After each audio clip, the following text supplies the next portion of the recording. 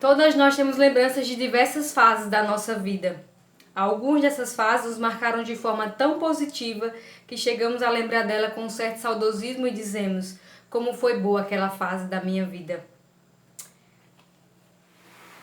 Se eu pudesse voltar atrás, certamente seria para aquele tempo. Guardamos no coração muitas memórias boas de fases passadas da nossa vida. Mas talvez você também guarde no coração lembranças de fases tristes, memórias que certamente desejaria apagar da mente, registros que almejaria nunca ter tido e histórias que jamais gostaria de ter vivido. Talvez, se você pudesse voltar no tempo e reescrever a sua história, você tiraria alguns capítulos. Extrairia aquilo que te causou dor e te fez chorar, pessoas que te causaram sofrimento em certa fase da sua vida e te fizeram amargar. E traria de volta aquelas fases onde a alegria era corrente e a tristeza inexistente. Estou certa ou errada?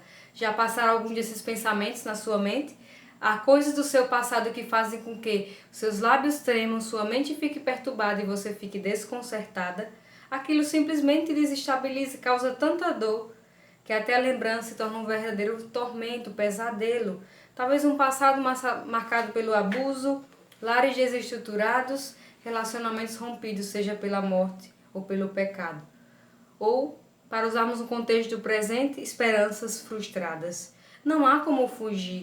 Assim como na natureza Deus colocou estações, a nossa vida também é marcada por elas.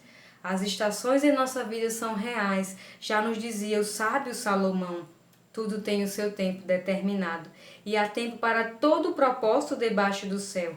Há tempo de nascer e tempo de morrer, tempo de plantar e tempo de arrancar o que se plantou, tempo de matar e tempo de curar, tempo de derribar e tempo de edificar, tempo de chorar e tempo de rir, tempo de prantear e tempo de saltar de alegria, tempo de espalhar pedras e tempo de ajuntar pedras, tempo de abraçar e tempo de afastar-se de abraçar, tempo de buscar e tempo de perder, tempo de guardar e tempo de deitar fora, tempo de rasgar e tempo de coser, tempo de estar calado e tempo de falar, tempo de aborrecer e tempo de amar, tempo de guerra e tempo de paz. Eclesiastes 3, 1-8. Creio que todas nós sabemos que na vida há fases para todas as coisas. Difícil é estar pronta para glorificar a Deus em todas elas, não é, irmãs? Mas a palavra de Deus tem conselhos. Hoje nós iremos aprender um segredo para glorificarmos a Deus no sofrimento, nas circunstâncias adversas que nos sobrevêm. Em Provérbios capítulo 18, versículo 14, não precisa abrir lá, ainda vamos ter um texto que você vai abrir, esse eu vou apenas citar. Provérbios capítulo 18, verso 14 diz assim: o espírito firme sustém o homem na sua doença, mas o espírito abatido, quem o pode suportar? O versículo 22 do capítulo 17 do mesmo livro Provérbios diz também assim: o coração alegre é bom remédio, mas o espírito abatido faz secar até os ossos. Já é comprovado cientificamente que na luta contra uma doença, aqueles que não se deixam abater, ainda que não sejam curados, eles certamente viverão mais do que aqueles cuja doença, além de atingir o corpo, afetou também o espírito. É possível glorificar a Deus com um corpo abatido, mas é impossível glorificar a Deus com um espírito triste. É por isso que o apóstolo Paulo, quando escreve aos Filipenses, a carta da alegria, ele diz: alegrai-vos sempre no Senhor. Outra vez digo, alegrai-vos. É uma ordem. Paulo não estava numa circunstância que era favorável. Ele estava preso. E ele continua dizendo: não andeis ansiosos de coisa alguma. Filipenses capítulo 4, verso 4 em diante. Aqui já é o 6. Não andeis ansiosos de coisa alguma. Em tudo, porém, sejam conhecidas diante de Deus as vossas petições, pela oração e pela súplica, com ações de graças. E a paz de Deus, que excede todo o entendimento, guardará o vosso coração e a vossa mente em Cristo Jesus. E não termina. O 8 ele diz: finalmente, irmãos, tudo que é verdadeiro, tudo que é amável, tudo que é justo, tudo que é puro, tudo que é respeitável, tudo que é de boa fama, se alguma virtude há, ou se algum louvor existe, seja isso que ocupe o vosso pensamento. Esse texto nos dá a diretriz de como glorificar a Deus em dias difíceis. E uma delas é cuidando dos pensamentos. Porque se você cuidar do pensamento, você vai estar cuidando do espírito e possivelmente do corpo também. Nós não podemos controlar as coisas externas que vêm sobre o nosso corpo, mas podemos, pela graça que Deus supre, controlar nossas emoções, nossas reações, tornando-as bíblicas, pois somente assim iremos glorificar a Deus. O primeiro conselho está em Filipenses, capítulo 4, versículo 8, diz: finalmente, irmãos, tudo que é verdadeiro, tudo que é amável, tudo que é respeitável, tudo que é justo, tudo que é puro, tudo que é amável, tudo que é de boa fama, se alguma virtude há, ou se algum louvor existe, seja isso que ocupe o vosso pensamento. Então devemos cuidar do nosso pensamento. O primeiro filtro que precisamos manter limpo e ativo é a nossa mente. A nossa mente também é conhecida na Bíblia como coração. O centro das nossas afeições deve ser bem guardado. Não é à toa também que em Provérbios nos diz, capítulo 4, versículo 23 diz: sobre tudo o que se deve guardar, guarda o coração, porque dele procede as fontes da vida. O segredo é guardar a mente. Então vai a pergunta: você tem guardado, cuidado bem desse filtro? Ou você simplesmente acorda e antes de pegar na sua Bíblia, você enche seus pensamentos das coisas que não são justas, que não são louváveis, que não são amáveis, não são de boa fama? Você liga a TV e passa o dia se enchendo de notícias sobre como anda a saúde, a economia e por aí segue. Não é errado se informar, mas é pecado não cuidarmos do filtro do nosso pensamento e deixarmos que a ansiedade nos domine. Mas vamos aprender com um homem que, tendo recebido notícias ruins, inclusive do próprio Deus, aprendeu como glorificar a Deus nesses dias. Quem será? Vamos abrir agora a Bíblia para Abacuque. Vamos para Abacuque, aprender com ele. Como reagir a notícias ruins? Do ponto de vista humano, né? Notícias ruins, mas a vontade de Deus sempre é boa, perfeita e agradável. Então vamos para Abacuque. É um livrinho pequenininho, já perto do último livro, né? Que é Malaquias. Então já terminando o Antigo Testamento. Você vai achar esse livro aí. E abra no capítulo 1 mesmo. Vamos discorrer e caminhar por esse livro. Agora é hora de você abrir a Bíblia e estar com ela aberta nas suas mãos. Vamos meditar aqui em Abacuque. Abacuque capítulo 1, versículo 2 ao 4. A primeira porção que iremos meditar. Vamos ver o que está acontecendo aqui. Abacuque se dirige ao Senhor e diz assim: até quando, Senhor, clamarei eu e tu não me escutarás? Gritar-te-ei violência e não salvarás. Abacuque estava denunciando a violência que ele via entre o povo de Deus, entre os israelitas, entre Judá, entre o povo de Deus. Então Abacuque via violência, versículo 2 do capítulo 1.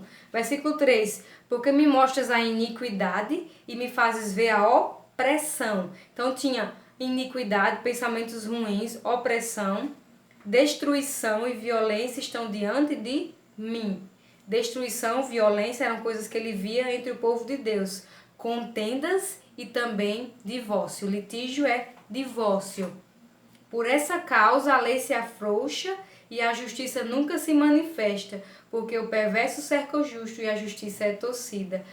Abacuque queria justiça, queria que o povo de Deus, o povo no qual ele servia, porque Abacuque é uma espécie de sacerdote, profeta, mas parecia mais ser sacerdote porque ele intercedia pelo povo a Deus. Ele não levava a mensagem de Deus ao povo, essa é a tarefa do profeta. Ele mais intercedia a Deus pelo povo, ele estava conversando com Deus sobre o povo. Então, ele diz que a justiça nunca se manifesta, porque o perverso cerca o justo e a justiça é torcida. Então, a maldade está se multiplicando tanto que a justiça não está dando conta. É como se agora o que é errado passa a ser certo, tanto que todo mundo está fazendo o que é errado. Então, Abacuque está lutando por uma causa certa. Ele procura a Deus por justiça. Qual de nós nunca fez a oração semelhante a esta de Abacuque? Em especial, as irmãs mais velhas, elas costumam ser mais zelosas pela vida espiritual, tanto delas como das demais irmãs. Elas enxergam com mais facilidade os pecados, não somente na sociedade corrompida, mas também dentro da igreja. Então, a gente pede que Deus possa intervir. Não é possível que a gente ligue a TV e só veja filho que mata pai, pai que mata filho e esposa, estrupadores que violentam moças e jogam seus corpos à beira da estrada, Grupos de pedófilos conseguem mais crianças para satisfazer seus desejos. Todos nós já nos deparamos com um quadro maldoso da nossa sociedade e pedimos para que Deus possa intervir. Porém, quando Ele decide intervir, olha como ficamos, alarmados, assustados, tristes, com o espírito abatido. Abacuque é o que ele vai dizer nos versículos seguintes. Vamos ver qual a conversa de Abacuque com o Senhor. Então, Abacuque continua, quando o Senhor fala para ele o que vai acontecer, os versículos 5, o diálogo continua. O versículo 5 até o 11 diz assim: Deus respondendo à pergunta de Abacuque, ele diz: Vede entre as nações, olhai, maravilhai-vos e desvanecei, porque realizo em vossos dias obra tal, que vós não crereis quando vos for contada. Deus estava para trazer algo inusitado, que ele nunca havia feito em outras gerações. Então, note que Deus está para trazer algo muito novo, que o povo desconhecia. E ele diz: Pois eis que suscito os caldeus, nação amarga e impetuosa, que marcham pela largura da terra para apoderar-se de moradas que não são suas. Deus vai pegar um povo que é ruim, que é mau, que é ladrão, para poder castigar o povo de Deus, os israelitas. Vai pegar um povo que é pior do que eles para castigar o povo de Deus. Aí ele começa a descrever mais sobre quem é esse povo, o próprio Deus, dizendo: eles são pavorosos e terríveis, criam eles mesmos o seu direito e a sua dignidade. Nós ouvimos nos noticiários que facções, eles criam entre eles mesmos o seu direito. Nas favelas por aí, tem sempre as facções que dominam, eles criam a sua própria dignidade, o seu direito. Isso é muito comum, mas não é a dignidade de Deus.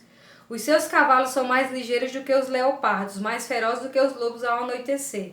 São os seus cavaleiros, que se espalham por toda parte. Sim, os seus cavaleiros chegam de longe, voam como águia que se precipita a devorar.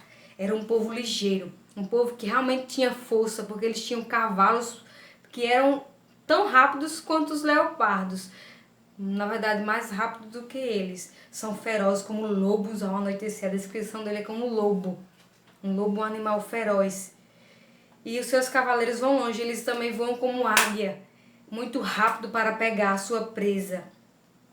Eles todos vêm para fazer violência. Ninguém aqui veio para fazer uma coisinha certa ou ser piedoso, não. Eles vêm para fazer violência mesmo. Eles são ruins.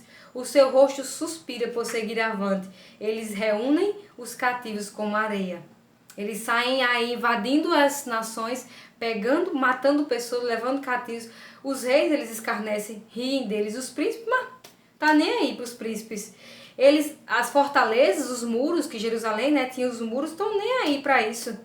Eles vão amontoando riquezas e eles seguem, fazem-se culpados, estes cujo poder é o seu Deus. Então os caldeus, eles adoravam o seu próprio poder. Eles não adoravam o Deus verdadeiro, eles adoravam o seu próprio poder. Nós somos poderosos. E nisso eles se engrandeciam na soberba. Então essa é a resposta que Deus dá a Abacuque. Que Deus vai usar um povo que é pior do que eles para castigar eles. Abacuque, após ouvir isso, ele questiona o Senhor. Ainda que com respeito, mas ele questiona. Ele diz assim, olha o versículo 12, a gente está acompanhando ainda no capítulo 1. O versículo 12 ele diz assim, versículo 12 do capítulo 1, diz assim: Não és tu desde a eternidade, ó Senhor meu Deus, ó meu santo? Não morreremos? Ó Senhor, para executar juízo, pusestes aquele povo, tu, ó rocha, o fundastes para servir disciplina. Senhor, como assim? Me explique melhor esse negócio, que eu não estou entendendo, não. O Senhor vai usar um povo que é pior do que a gente para castigar a gente? Como assim? Oxi, uma linguagem bem nordestina. Oxi, não estou entendendo, não. Me explique isso melhor, porque eu não estou compreendendo. O Senhor, que é tão puro de olhos, que não pode ver o mal, o Senhor é tão santo que não consegue ver o mal. Como é que você vai usar um povo que é mau para castigar aquele que é melhor do que ele? Como assim? O Senhor que é tão puro, por que o Senhor vai tolerar isso, que te calas quando o perverso devora o que é mais justo do que ele? Como assim? Como é que você vai permitir isso acontecer? Como é que você vai permitir que os descrentes, que são piores do que nós que somos crentes, castiguem a gente? O Senhor vai mandar uma coisa para o mundo todo que vai incluir crente e descrente para sofrer tudo no mesmo pacote? Como assim, Senhor? Porque faz os homens como peixes do mar, como os répteis que não tem quem os governe. Todos nós, como nos deparamos em quadros como esse, quando está tudo fora do controle, parece até que não tem ninguém governando. Será? Será que não tem ninguém governando?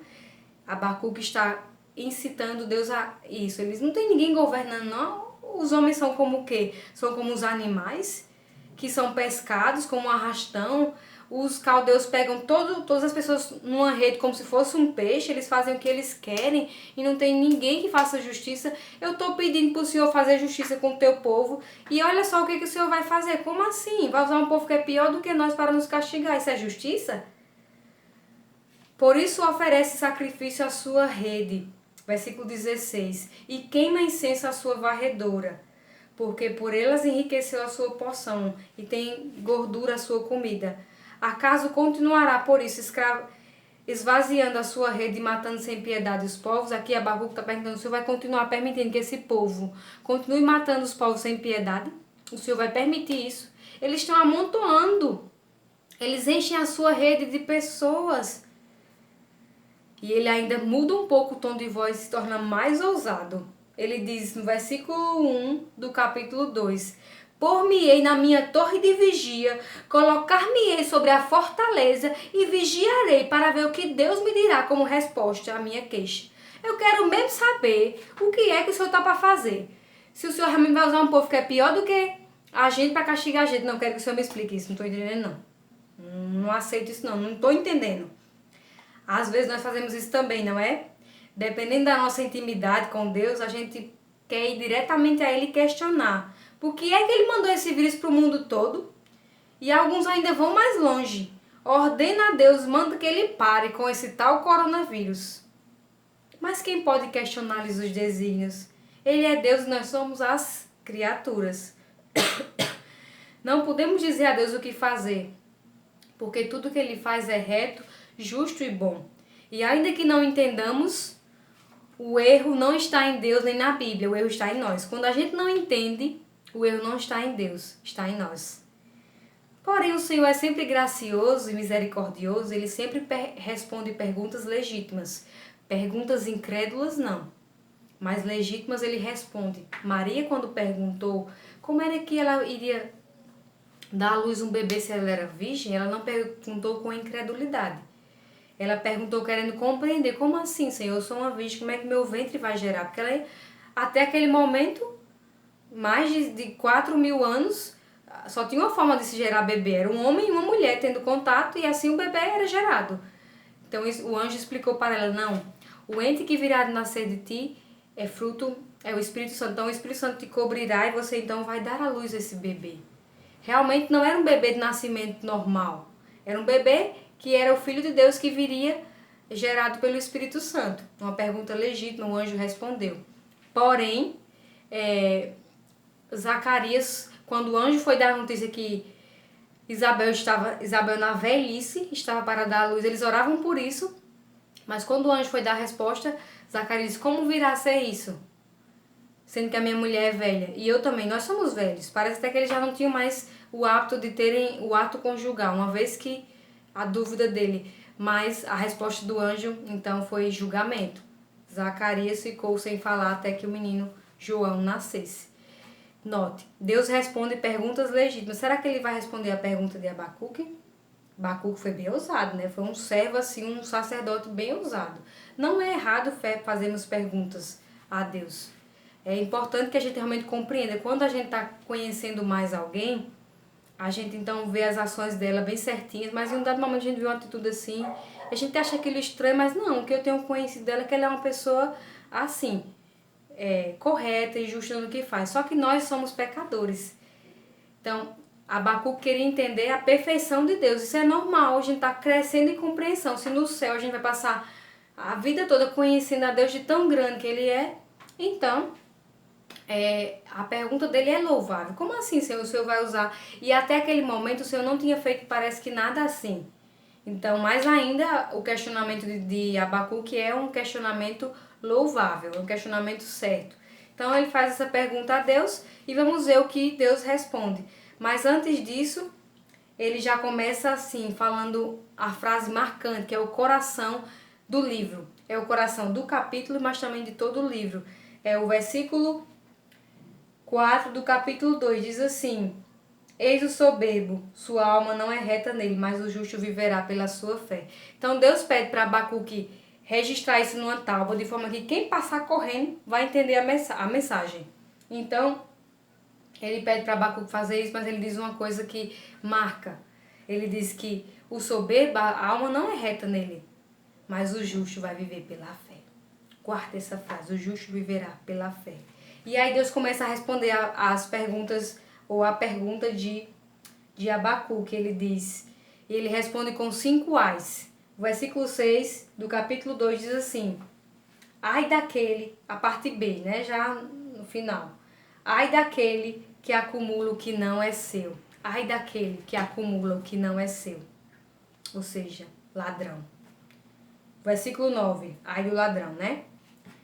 Versículo 9 diz: Ai daquele que ajunta em sua casa bens mal adquiridos, para pôr em lugar alto no seu ninho, a fim de livrar-se das garras do mal. Ai novamente do ladrão. Cuidado, ladrão. Versículo 12. Ai daquele que edifica a cidade com sangue e a fundamenta com iniquidade. Ai daquele que é violento. Cuidado, violento. Versículo 15. Ai daquele que dá de beber ao seu companheiro, misturando a bebida o seu furor, e que o embebeda para lhe contemplar as vergonhas. Ai do imoral. Cuidado, imoral. Versículo 19. Ai daquele que diz à madeira, acorda, e a pedra muda, desperta. Pode o ídolo ensinar, eis que está encoberto de ouro e de prata, mas no seu interior não há fôlego nenhum. Ai do idólatra. Cuidado, idólatra. Mas por fim, ele diz para Abacuque, versículo 20 do capítulo 2: O Senhor, porém, está no seu santo templo, cale-se diante dele toda a terra.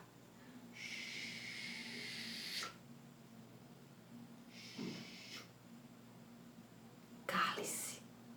Eu estou no controle. Eu não saí. Quem está no controle não é o coronavírus, ou seja lá o que está por vir. Quem está no controle é o Senhor Deus Todo-Poderoso. Por isso, cale-se diante dele toda a terra. Essa foi uma lição preciosíssima. A segunda lição que Abacuque aprendeu. A primeira é que o justo viverá pela fé. A segunda é: podemos fazer perguntas legítimas, mas sem esquecer que Deus é soberano, está no controle de todas as coisas. E daí, depois de conhecer um pouco mais de Deus, é sempre assim. A gente ora ao Senhor, quando Ele responde e as circunstâncias ruins, a gente entra em crise. Mais uma vez o Senhor fala conosco por meio da sua palavra hoje, né? Naquela época foi realmente, Deus apareceu a Abacuque, hoje Ele nos fala por meio da sua palavra. Então, ao responder, a gente então enche a nossa alma de louvor e adora ao Senhor. E o capítulo 3 é um louvor, é uma adoração, é uma oração em forma de cântico, porque Abacuque, ele era um homem muito culto. Deus elege vários tipos de pessoas para servir ele. Geralmente a maioria são as pessoas mais simples, que às vezes nem sabem ler. Porém, às vezes Deus chama alguns, como Abacuque, Paulo, que eram homens cultos, que dominavam a escrita, que sabiam falar, que sabiam discursar e discursar de forma bela, bonita. E Abacuque, então, o seu livro é uma obra de arte.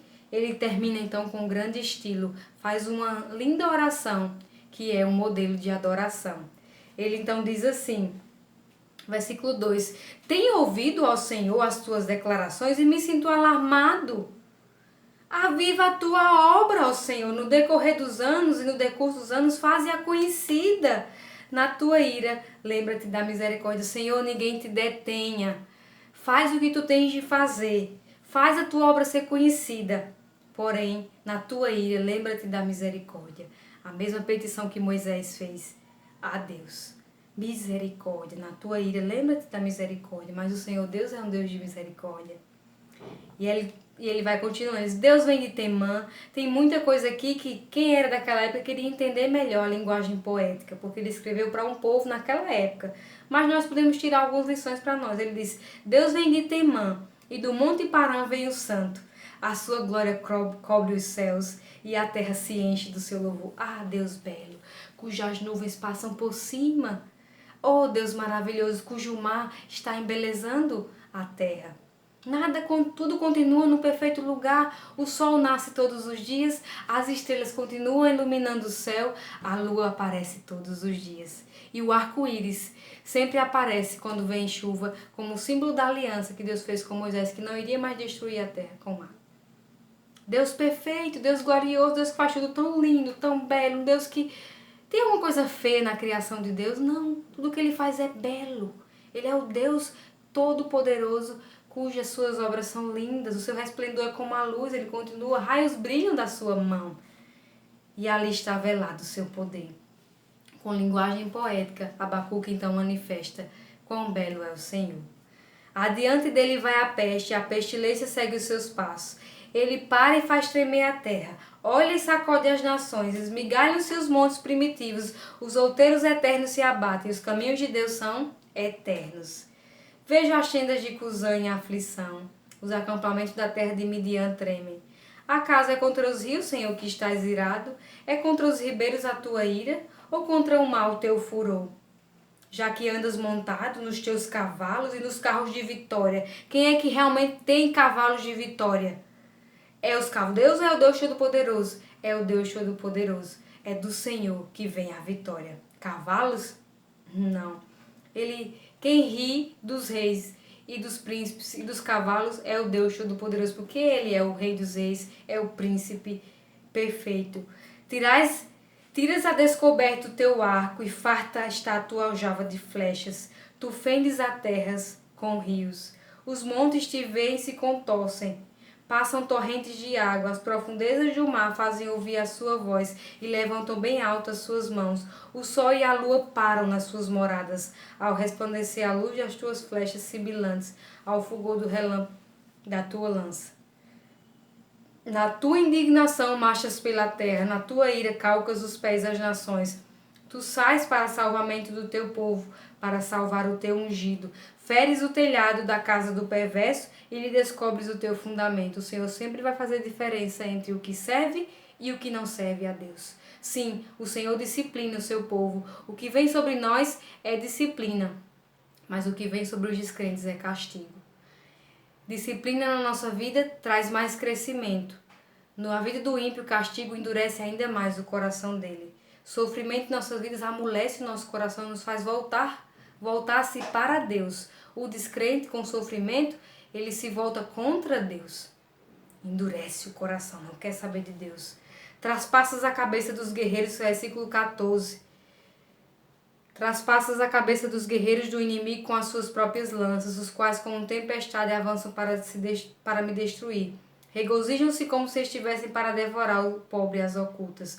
Marchas com os teus cavalos pelo mar, pela massa de grandes águas. Quem é que realmente governa? É o Senhor. Abacuque então termina seu louvor com um refrão em grande estilo. Ele diz: ouvi o Senhor no meu íntimo, eu ouvi o Senhor. E se comoveu no meu íntimo a minha voz, tremeram os meus lábios, eu fiquei trêmula. Entrou a podridão nos meus ossos e os joelhos ficaram trêmulos e vacilaram. Pois em silêncio devo esperar o dia da angústia que virá contra o povo que nos acomete. Abacuque aprendeu que é em silêncio que devemos esperar a ação do Deus Todo-Poderoso. Em silêncio, mas com o coração disposto a aprender. Eu quero ver o que Deus quer me ensinar com esse tal coronavírus aí. Eu quero ver o que Deus quer me ensinar com o que está acontecendo no mundo todo. E ele termina com a declaração mais linda. Ele diz: ainda que a figueira não floresça, nem haja fruto na vide, o produto da oliveira minta e os campos não produzam mantimento, as ovelhas sejam arrebatadas do aprisco, nos currais não haja gado, todavia eu me alegro no Senhor. Exulto no Deus da minha salvação. O Senhor Deus é a minha fortaleza e faz os meus pés como os da costa e me faz andar altaneiramente. A declaração é linda. Depois de tudo que ele aprendeu, ele questionou o Senhor. Senhor, por que o Senhor está fazendo isso? Por que o Senhor vai usar esse povo? Mas quando ele entendeu que Deus é perfeito e soberano, ele então descansou. Mas ele descansou ainda que as coisas que estavam por vir ainda não eram muito boas. Ele disse que ainda que a figueira não floresça, não haja fruto na vide, o produto da oliveira minta, nos campos não produzam mantimento, não tenha um animal, ou seja, ainda que a economia não se restabeleça, ainda que a saúde também continue precária, todavia eu me alegro no Senhor, exulto no Deus da minha salvação. Eu me alegro no Senhor, não porque as circunstâncias mudaram, mas porque eu confio no Senhor, eu conheço o Senhor a quem eu sirvo, e eu sei que tudo que Ele faz é justo, é perfeito. O Senhor Deus é a minha fortaleza e faz os meus pés como os da coça, e me faz andar altaneiramente. E essa oração é uma forma de canto e vai para ser cantada no templo como adoração ao Senhor. Irmãs, o espírito firme sustém o homem na sua dor, mas o espírito abatido faz secar até os ossos.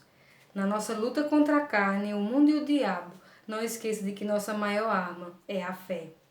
Portanto, encha a sua mente com as escrituras, pois na galeria dos heróis e das heroínas só vai entrar aqueles que agarraram com toda a força a fé no Senhor.